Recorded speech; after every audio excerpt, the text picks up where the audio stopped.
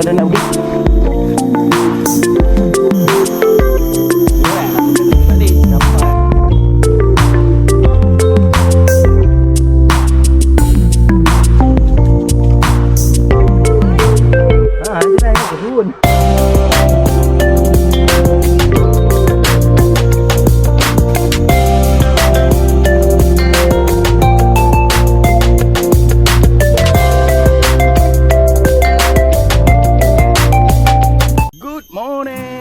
Hari ni kita dekat Batu Pahat, Parit Sulong, Trans Kancanas. Kenapa nama Kancanas? Bukit Kalong, Bukit Capal, Bukit Inas.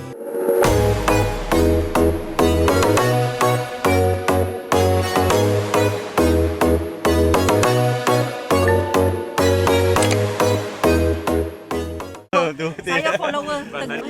1, 2, 3 Bancung hutan. Jadi aku nampak ada kipas ni, kipas elektrik.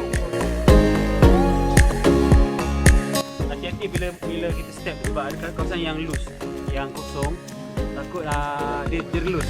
So kita pergi batu dinding.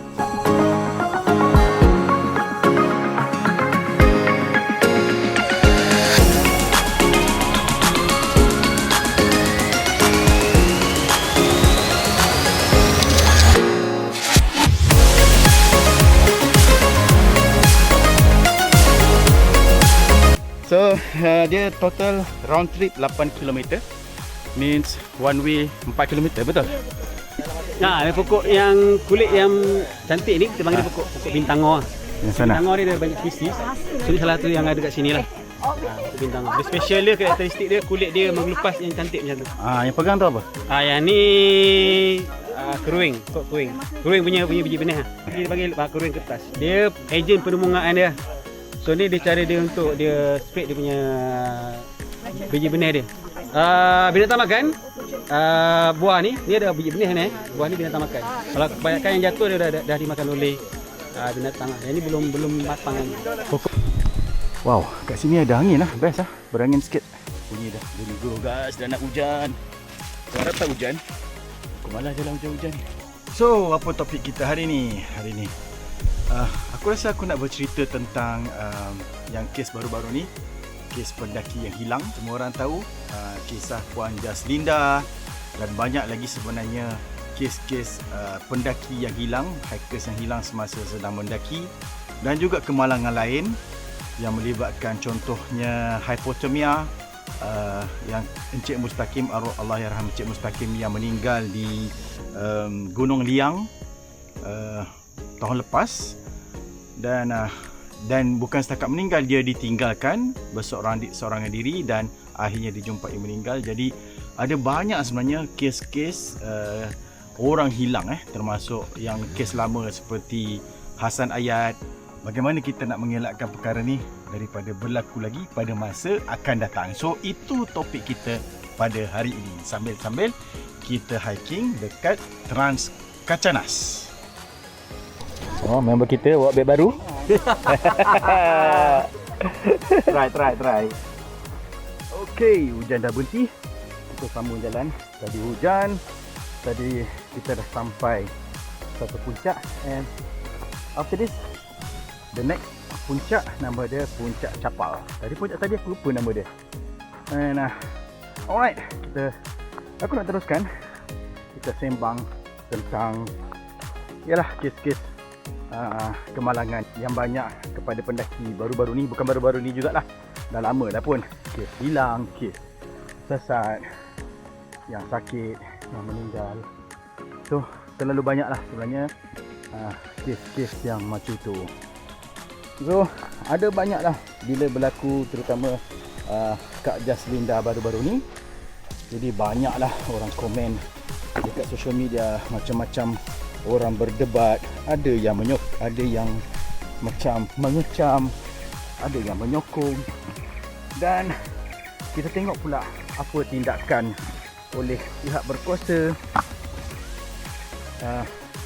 iaitu perhutanan dan juga kita punya malin-malin gunung. Okey, aku first sekali antara isu yang banyak diperkatakan orang selain kes hilang ni ialah keperluan penggunaan malim gunung perhutanan, dan juga kebanyakan gunung yang diwajibkan menggunakan malim gunung perhutanan, dan juga kena ambil permit. Jadi ini isu yang pertama yang banyak diperkatakan orang selain tentang kes hilang ni lah. Okay. Aku hari ni nak cuba saja je nak sampaikan aku punya pendapat tersendiri, pendapat aku sendiri, sebab ramai dah orang kat sana yang membahaskan isu-isu ini. So aku nak sampaikan aku punya pendapat lah, dan maybe pendapat aku ni ada betul, ada yang setuju, ada yang tak setuju, tapi this is my opinion about penggunaan malim gunung perhutanan. Itu nombor satu. Alright, penggunaan malim gunung perhutanan, ini pendapat aku sendirilah.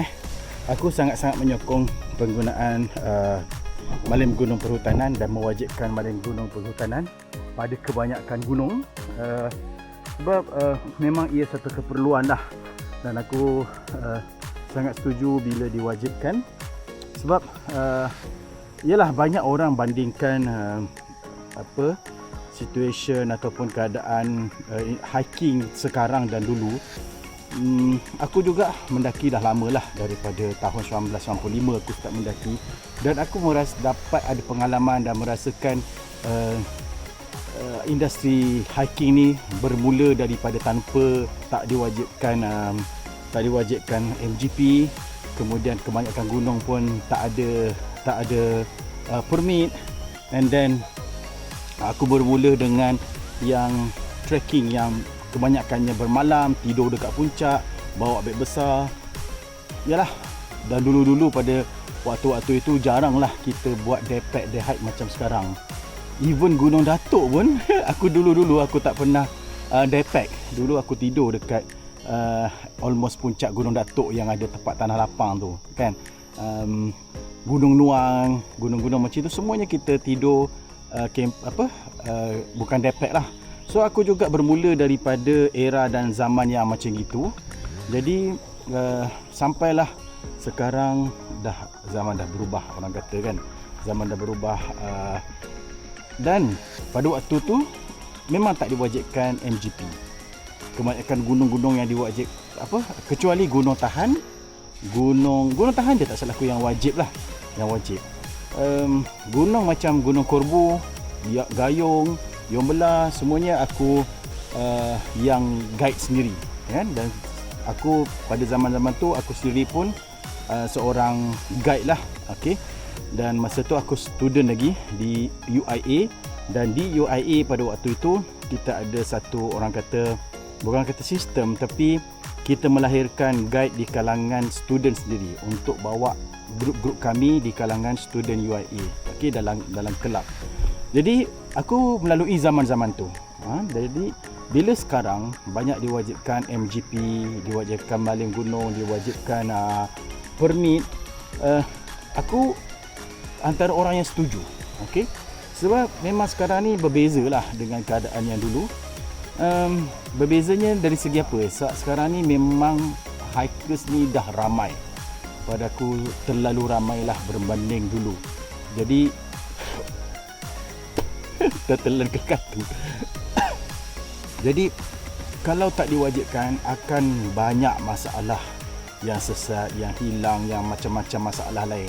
Sedangkan sekarang bila diwajibkan ada MGP pun ada masalah. Korang bayangkan kalau tanpa MGP. Itu dia.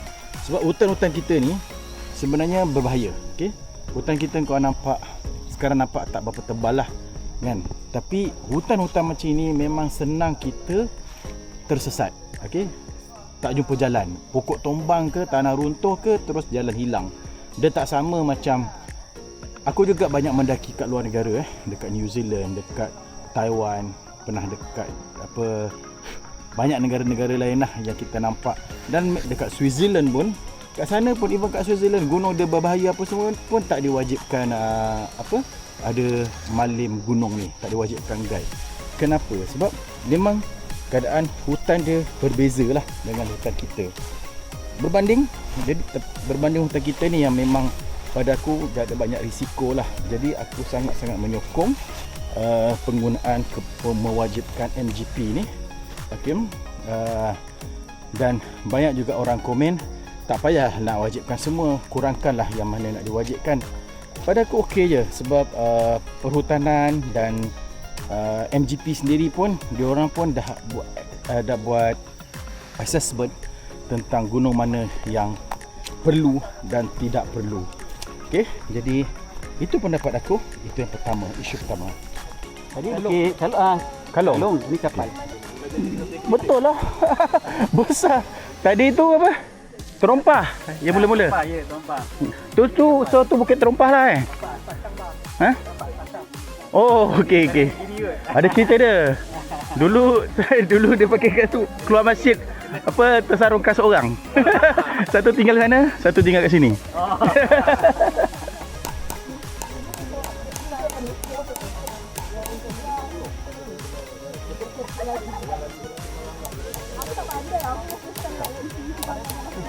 Kau tengok saiz tu.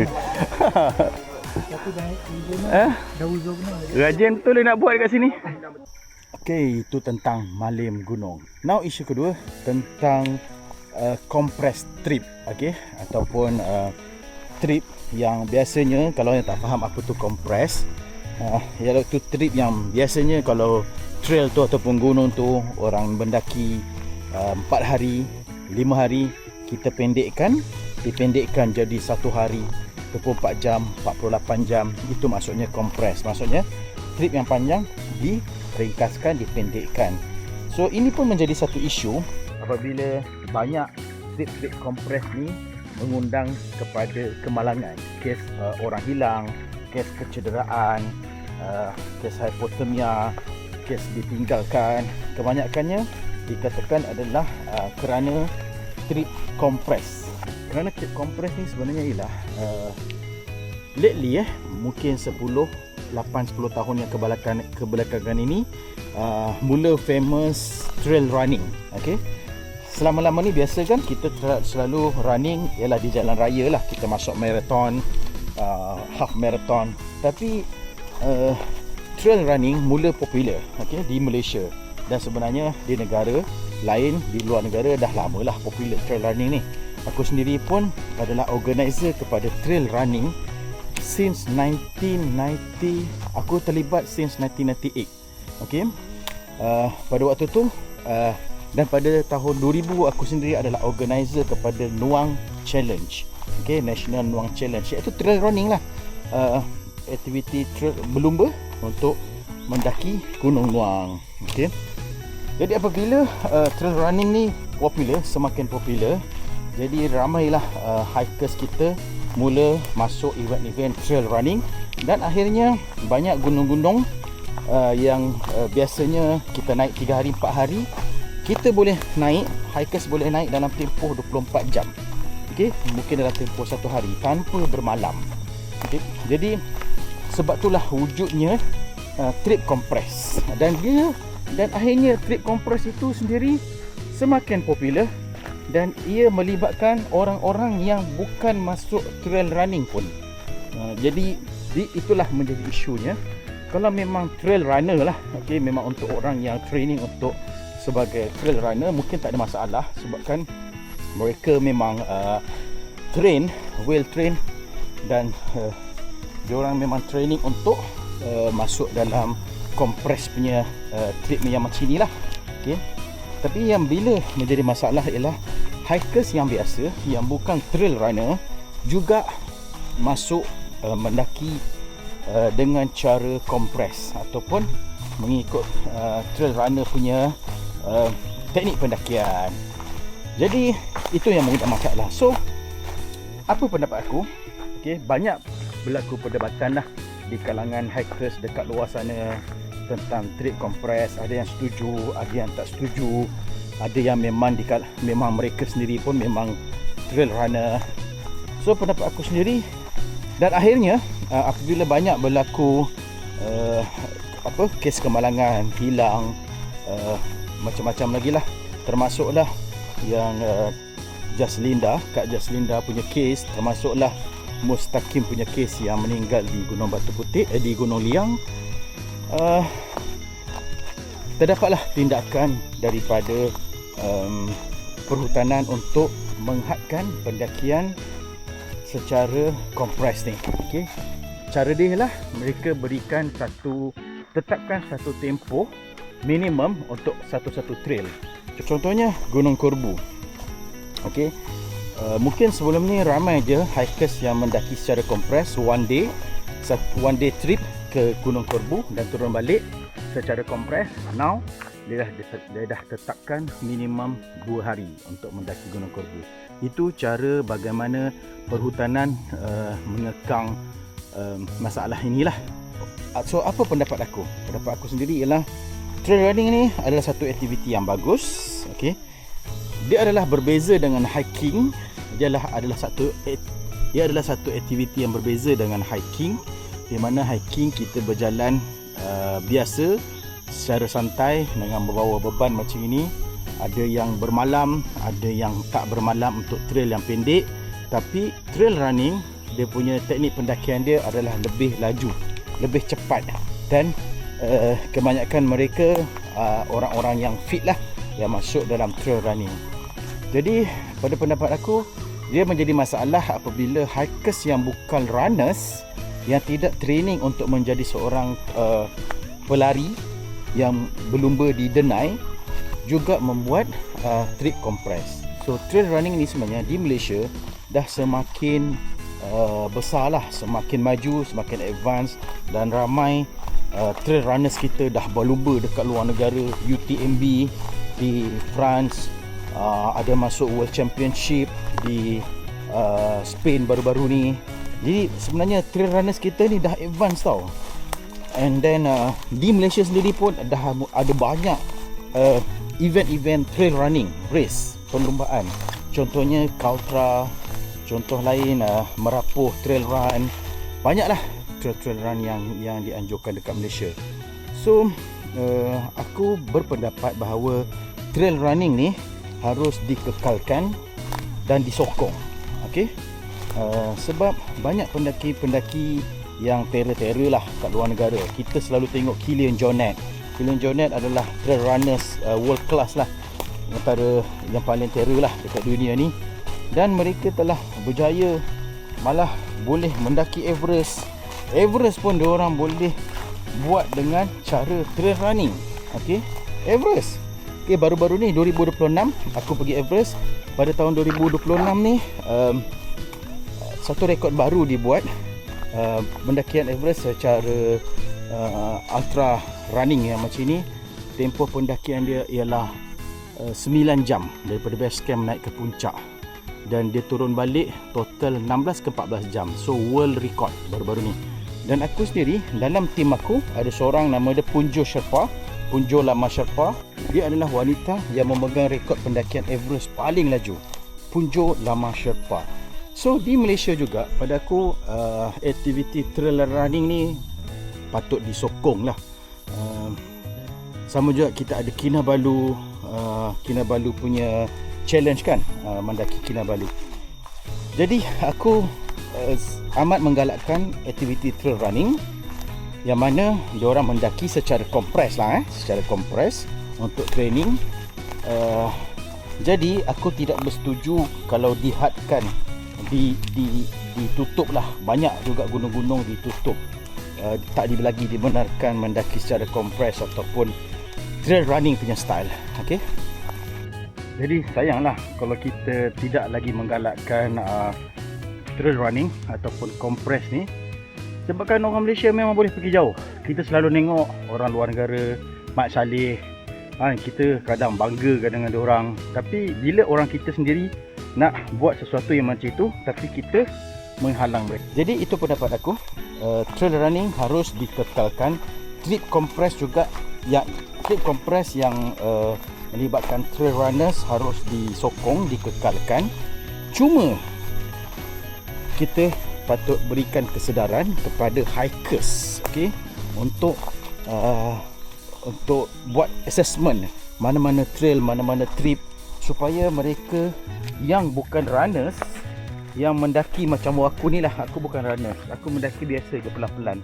Aku pun tak boleh nak masuk trip kompres ni, ya.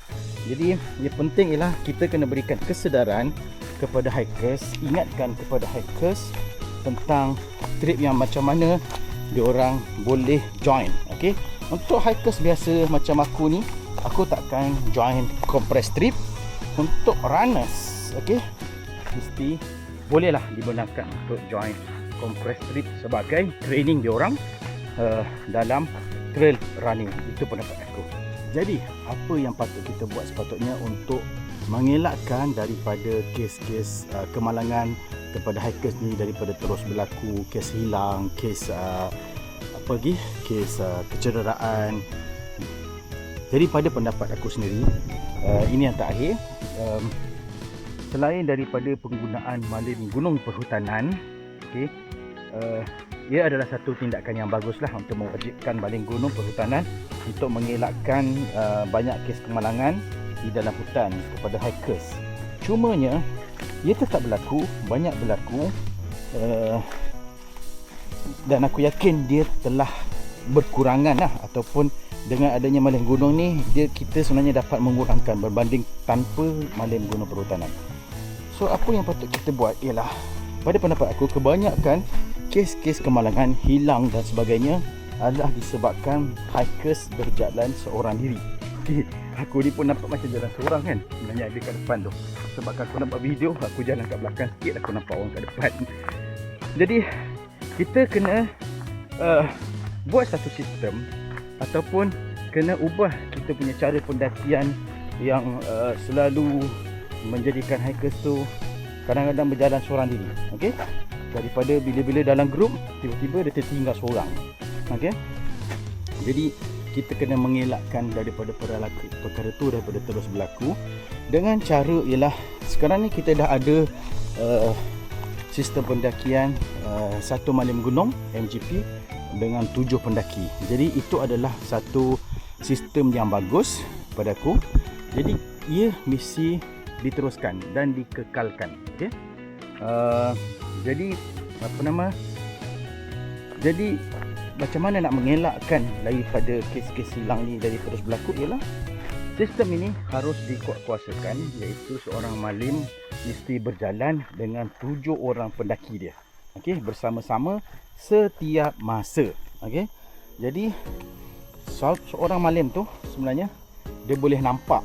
Okey, kalau 7 orang dia boleh nampak, walaupun hutan kita macam ni banyak pokok-pokok, tapi kalau 7 orang satu malim, sebenarnya malim tu masih boleh nampak orang ke-7 di belakang dia ataupun di hadapan dia.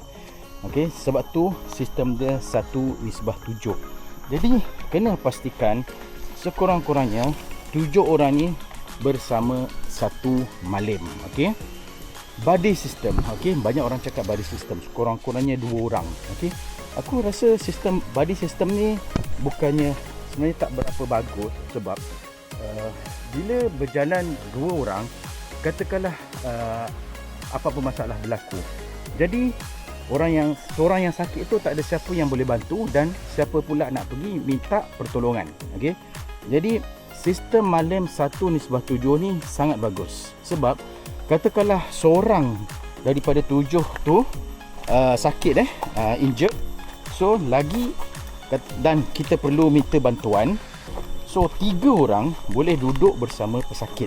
Okey, dan 4 orang lagi boleh keluar bersama malim tadi untuk minta pertolongan. Jadi dia masih dalam kuantiti grup yang bagus, sebab bila 3 orang yang tinggal bersama pesakit, okey, jadi katakanlah 3 orang tu perlu, salah seorang perlu mencari air, salah seorang perlu memasak, ataupun salah seorang perlu pula ada emergency lain, so masih ada lagi 2, okey, yang boleh bersama pesakit macam tu. Jadi kalau buddy system 2 orang ni, dia sebenarnya agak masih tidak berapa baik, dan dia boleh berbahaya jugalah. Dan buddy system ni maksudnya yang banyak orang faham ialah, dia jalan, dia berjalan 2 orang je. Okey, dia tak nampak orang depan, tak nampak orang belakang. Itu buddy system yang banyak orang faham. Itu jadi dia kurang baiklah pada aku. Kita kena berjalan sekurang-kurangnya dengan malim dan 7 orang pendaki. Jadi kena kuat kuasakan sistem itu. Maksudnya kena sentiasa diamalkan supaya pendakian kita lebih selamat.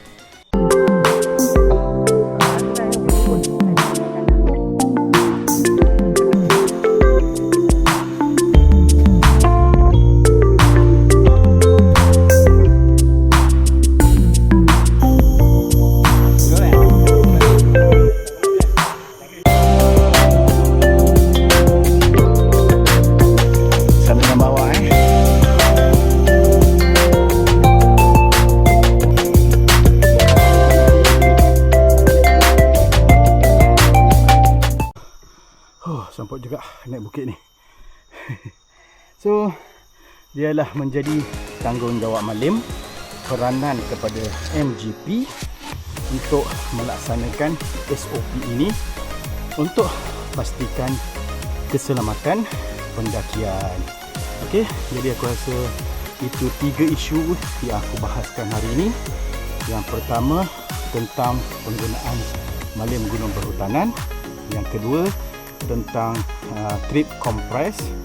Yang ketiga tentang bagaimana kita nak mengelakkan daripada kemalangan tu daripada terus berlaku. Okey. Dan selain daripada tu, hikers pun sendiri perlu lebih bertanggungjawab dalam memilih trip mereka. Jangan masuk trip, jangan join trip yang bukan di luar kemampuan kita. Contohnya yang kompres tadi. Dan juga tanggungjawab Malim Gunung Perhutanan untuk menjaga, mengekalkan dia punya ahli kumpulan sentiasa dalam kumpulan. Dan juga yang ketiga, tanggungjawab semua pihak, Malim Gunung, pendaki dan pihak-pihak lain untuk menyebarkan knowledge ataupun kesedaran kepada pendaki tentang perihal keselamatan dalam mendaki. Alright, so that's all for today. Kita continue kita punya hiking lepas ni ke Bukit Inas.